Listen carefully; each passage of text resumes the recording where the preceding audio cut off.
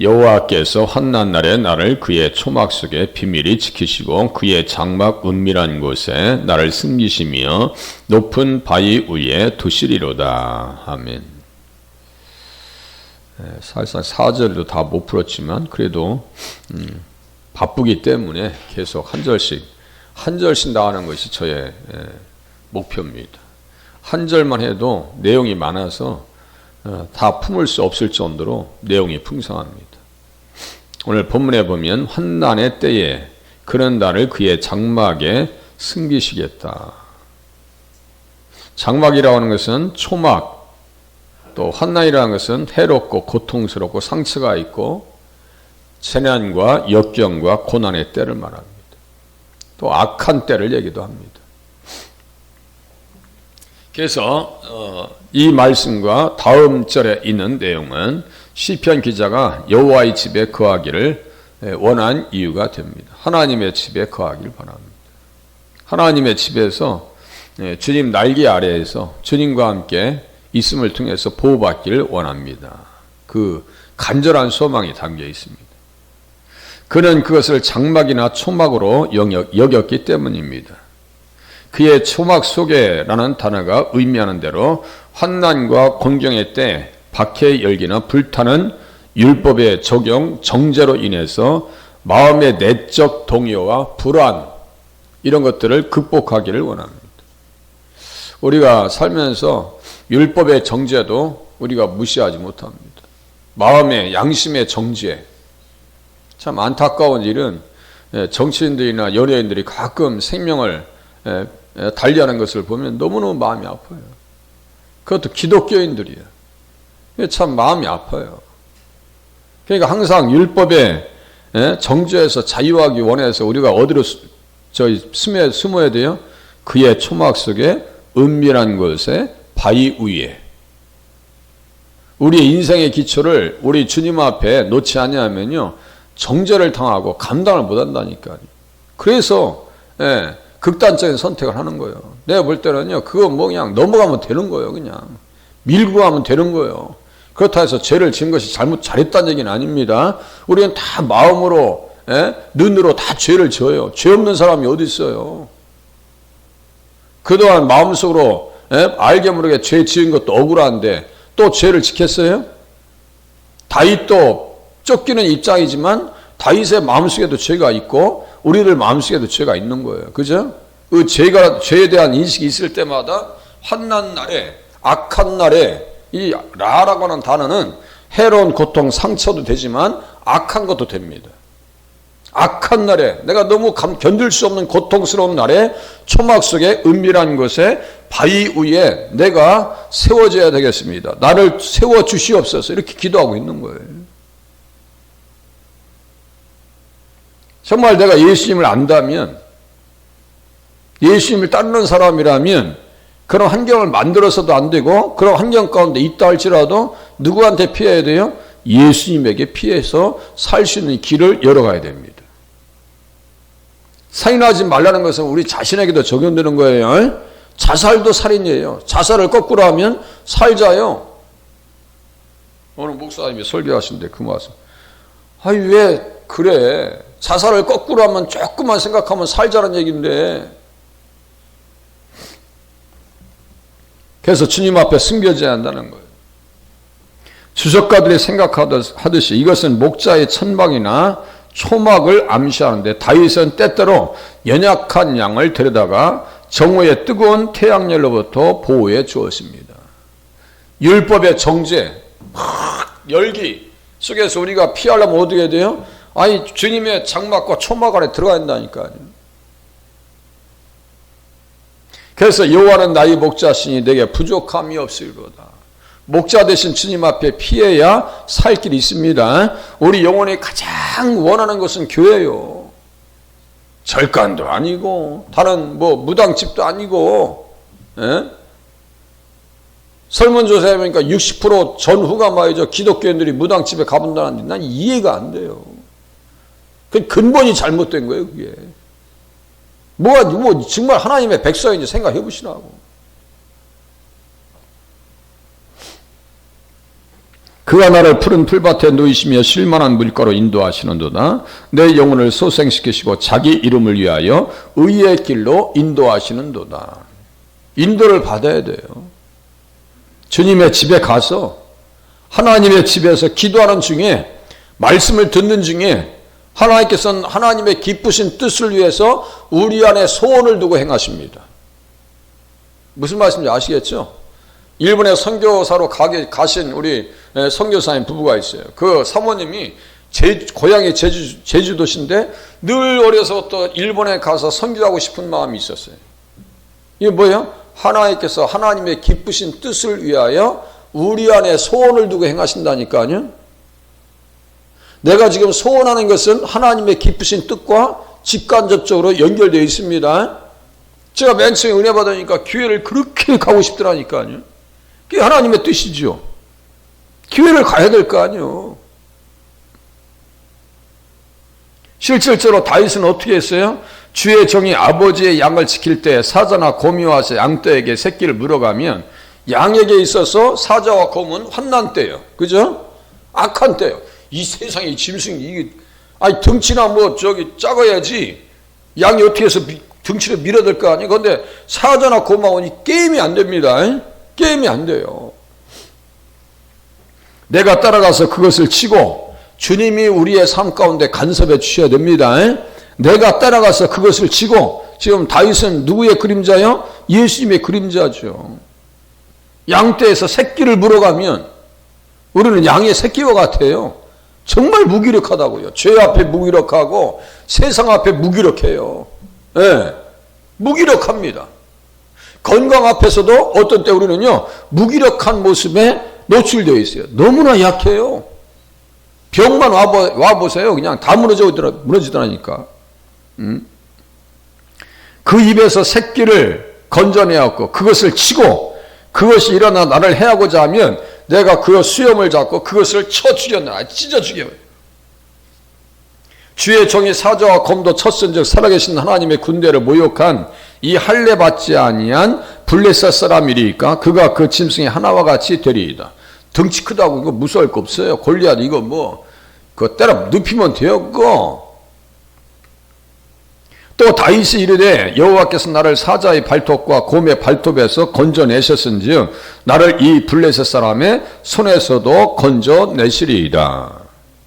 이런 담대함과 믿음을 가지고 살 수 있게 해달라고 기도하실 수 있기를 바랍니다.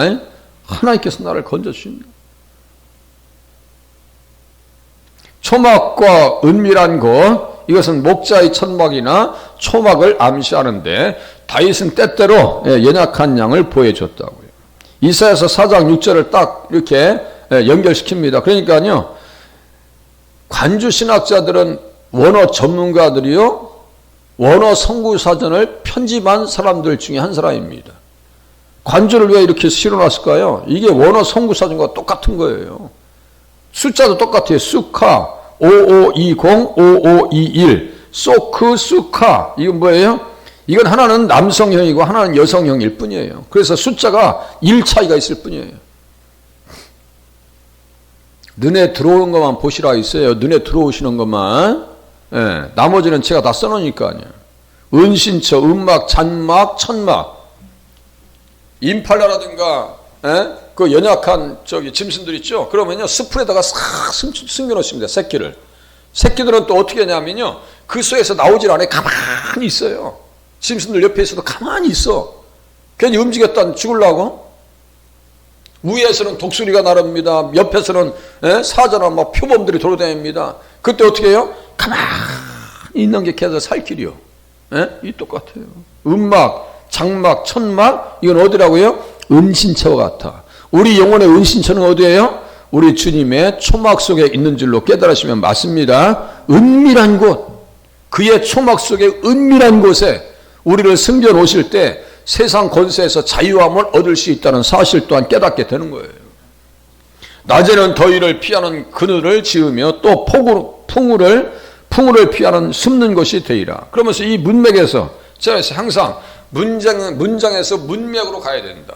단어에서 의미에서 내용으로 들어가야 된다. 이런 표현을 해요. 무슨 말씀이냐면 그 문장에서 지금 6절에 초막이잖아요. 여기 4장 6절. 이게 4장 6절이 지금 4장 6절이 관주예요. 이사야서 4장 6절이 우자 써놨네요. 나를 그의 초막 속에. 이 초막이 바로 이사야서 4장 6절의 초막이에요. 6절 초막. 이 초막에서 문맥에서 이제 문맥으로 들어가는 거예요. 한 단락.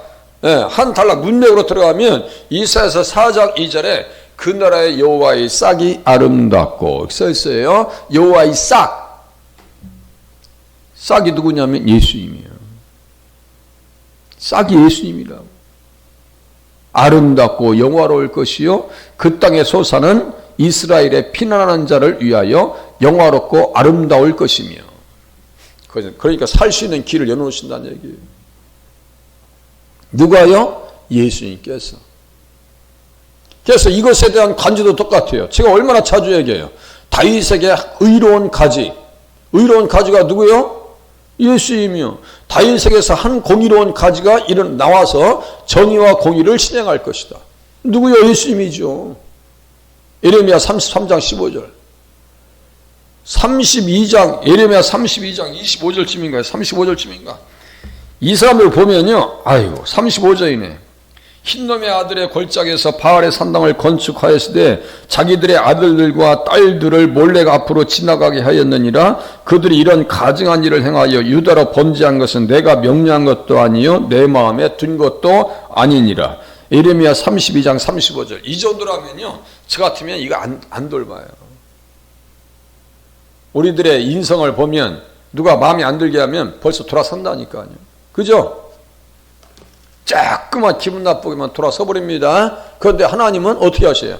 사랑이 풍성하셔요. 왜? 이스라엘에게서 누가 오셔야 돼요? 육신으로 하면 그리스도가 그들에게서 나셨음에. 로마서 9장 4절 5절이요. 이거 이스라엘 백성들의 사명이라니까요. 선민 이전의 사명. 제가 수도 없이 얘기했어요. 교회는 뭐예요? 선택받은 백성들의 모임이지만 교회의 사명은 뭐예요? 땅끝까지 이르러 복음을 증거하는 겁니다. 이 복음의 사명에 일깨워지면 쓰임 받는 거예요. 근데 그 사명 모르겠어요. 사명의 자리에 오시는 분들이 그렇게 많지 않아요. 수고하시는 권사님들만 애쓰시고 사실상 그렇게 일하시는 분들이 가장 귀하신 분 중에 한 분이에요. 자, 공의로운 가지라고 했어요. 내가 내 종 싹을 나게 하리라. 이 싹이 다 누구라고요? 예수님이라고요. 싹이 뭔다고 했다? 건축한다고 써있네요. 스가랴서 6장 12절, 스가랴서 3장 8절. 그래서 싸가지가 있어야 돼요. 싹이 있어야 돼요. 싹이 노랗다라 하면 그건 틀린 거예요. 사람도. 그죠? 이 싸가지가 없으면 그건 끝난 거예요. 그런데 싸가지가 있어야 된다고. 요새 이런 말 많이 씁니다. 싸가지가 있어야. 싹이 뭐예요? 싹이 싹이 있으면 인의애지 이런 표현을 하더라고요. 인의애지 이게 있어야 이 정보화 산업 시대에 정말 리더로서 세워질 수 있다. 세워질 수 있다는 거예요. 잠깐 세상에서 있는 개념을 제가 가지고 나왔어요. 자 보세요. 싹이야 싹. 그는 그의 장막의 은밀한 곳에 나를 숨기시리니 다른 사람들의 모욕과 상처로부터 보호하고자 하는 사람들을 받아들이는 군대의 장군들의 천막을 암시하거나 또는 오히려 장막의 가장 거룩한 곳, 은밀한 곳이라고 불리는 것을 말합니다. 그러니까 결국은 뭐예요? 은밀한 곳에 나를 숨기신다. 이 은밀한 것이 뭐예요? 지성소입니다. 지성소. 주의 영광이 머무는 곳, 그룹들 위에 속죄소. 내가 그곳에 피할 거예요. 은밀한 장소에 나를 숨겨 주시옵소서. 그게 무슨 뜻이에요? 죄의 세력 앞에서 내가 자유하길 원한다. 사울도 죄인 중에 죄인이에요.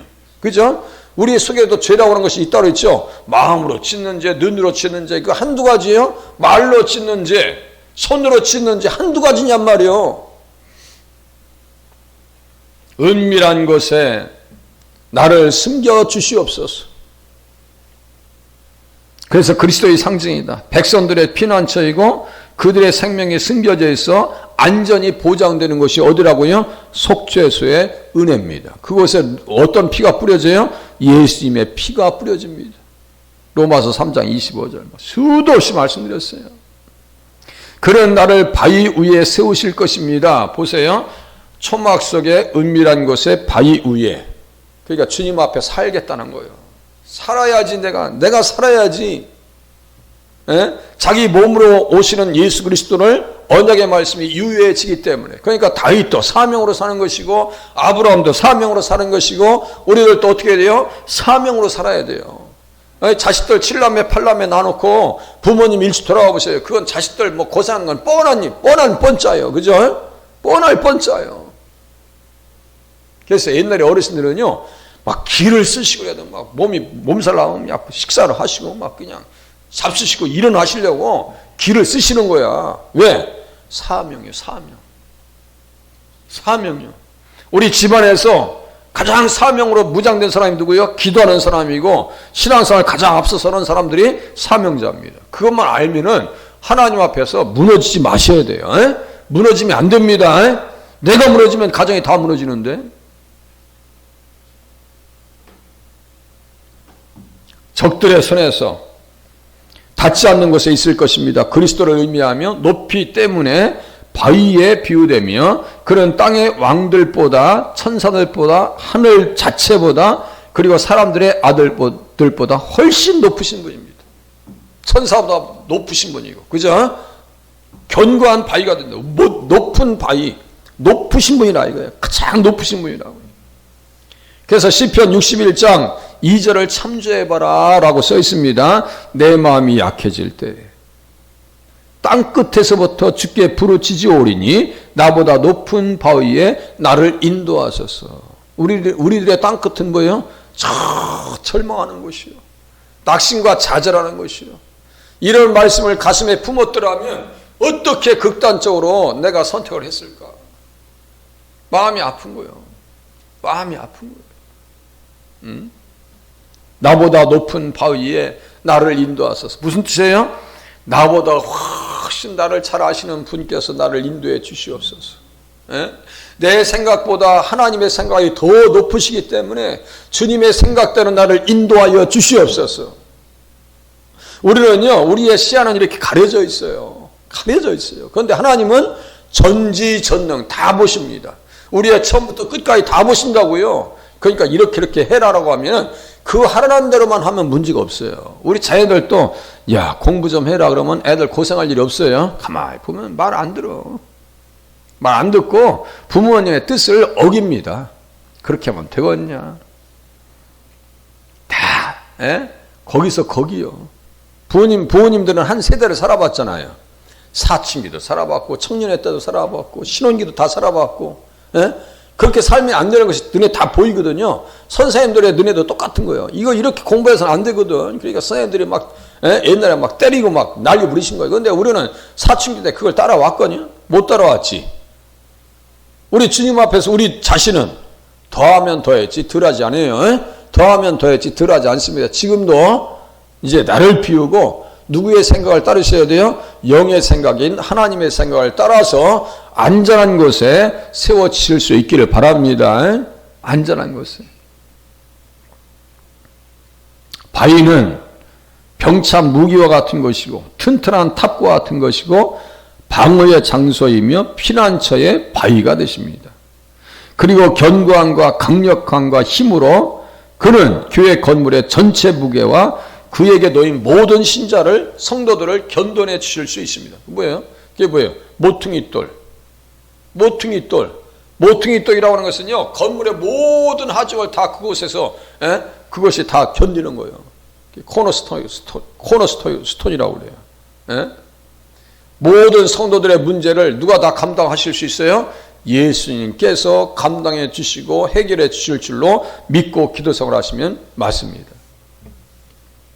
그래서 그 위에 세워진 사람들은 상상할 수 있는 가장 안전하고 보장된 상태에 들어갈 수가 있습니다. 반석 위에 세워지면요 무너질 일이 없어요. 그래서 이사야 시편 40장 2절 또 반석이 여기 또 관줄에 써 있네요. 이 관줄을 갈 때 여기서는 6697 추르라고 썼어요. 반석을. 그런데 여기서는 5553 셀러라고 하는 반석 저기 단어를 썼네요. 같은 뜻 다른 단어예요. 같은 말이란 말이에요. 같은 말이에요. 절벽 바위 강한서 바위 절벽. 내가 여호와를 기다리고 기다렸더니 귀를 기울이사 나의 부르짖음을 들으셨도다. 나를 기가 막힐 웅덩이와 수렁에서 끌어내시고, 그죠? 기가 막힐 웅덩이와 수렁에서 끌어내셨습니다. 내 발을 반석 위에 두사 내 걸음을 견고하게 하셨도다. 새 노래 곧 우리 하나님께 올릴 찬송을 내 입에 두셨으니 많은 사람이 보고 두려워하여 여호와를 의지하리로다. 그래, 결국 누가 이겼어요? 다윗이 이겼어요? 사울이 이겼어요? 다윗이 이깁니다. 다윗이 이겼어요? 압살롬이 이겼어요? 다윗이 이깁니다. 믿음의 사람의 손을 하나님께서는 손을 들어주십니다. 뭐 세상에서 뭐 나는 챔피언, 뭐 we are the champion 그렇게 한다 해서 이기는 게 아니요. 주께서 그들을 주의 은밀한 곳에 숨기사 5643 은밀한 곳에 숨기사 사람의 꾀에서 벗어나게 하시고 비밀이 장막에 감추사 말다툼에서 면하게 하시리다. 이것도 이게 똑같아. 말다툼에서 면하게 하시리다. 구설의 다툼에서, 제가 좋아하는 말씀 중에 하나예요. 구설의 다툼에서 교회에서 가장 말을 많이 듣는 사람 중에 한 사람이 누굴까요? 목회자예요. 중직자입니다. 그죠? 얼마나 그 구설의 다툼이 없잖아 있겠어요. 그런데 그런 거 다 듣고 말이죠. 무슨 말 하나 이렇게 들으면요 스트레스 받아서 목회 못합니다. 그냥 시컷 뭐 얘기해도 괜찮아. 뭐 어쩔 수 없어. 어쩔 거예요 그거. 못하는 거 못한다고 할 수도 있는 거지. 나라님이 백성들이 다 욕하는 거 다 듣고 통치한다면 옛날에 어떤 대통령처럼 이거 못해먹겠다 소리 나오겠어요. 그런 거 아니에요. 다윗도 구설의 다툼이 있었을까요 없었을까요? 대표적으로 시므이 이 사악한 자여 가거라. 피를 흘린 자여 가거라. 그 대표적으로 한 사람이지 그 한 사람이 얘기할 때 밑에서요 10마디 100마디 1000마디가 나옵니다. 다윗은 어떻게 했어요? 하나님 말다툼에서 면하게 하시리이다. 유명 인사가 되면 악성 댓글도 많이 있을까요 없을까요? 있습니다. 악성 댓글. 그러니까 내면이 강화되어져야 돼. 누구로 말미암아? 어떻게? 초막 속에 은밀한 곳에 바위 위에 세워져야 이겨낼 수가 있습니다. 이겨낼 수가 있어요. 어떤 사람은 말 한마디 듣고 밤새 잠도 못 자고 그런 사람들 아주 종종 있습니다. 종종. 또 시편 91장 지존자의 은밀한 곳에 거주하며 전능자의 그늘 아래에 사는 자요. 은밀한 곳이 어디요? 그늘 아래. 그늘 아래. 주 날개 밑. 이게 뭐예요? 속죄소라고요. 언약궤의 뚜껑. 그 위에 가면 나는 여호와를 향하여 말하기를 그는 나의 피난처요 나의 요새시요 내가 의뢰하는 하나님이라 하리니 이는 그가 너를 새 사냥꾼의 올무에서와 심한 전염병에서 건지실 것이미로다. 우리 전염병에서 살아남았어요. 감사하셔야 돼요 안 하셔야 돼요? 가까운 교회 청년 제가 한 사람 아는 사람 있어요. 그분이 목사님 우리 교회는요 50대 중반이신데요. 아들이 코로나 걸려와서 어머니한테 옮겼는데요. 어머니가 돌아가셨어요. 50대 중반.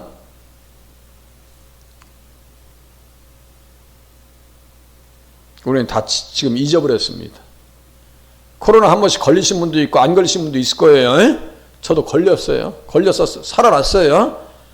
정말 주님 앞에 감사해야 됩니다. 감사해야 돼. 잊어버렸다니까 다 지금.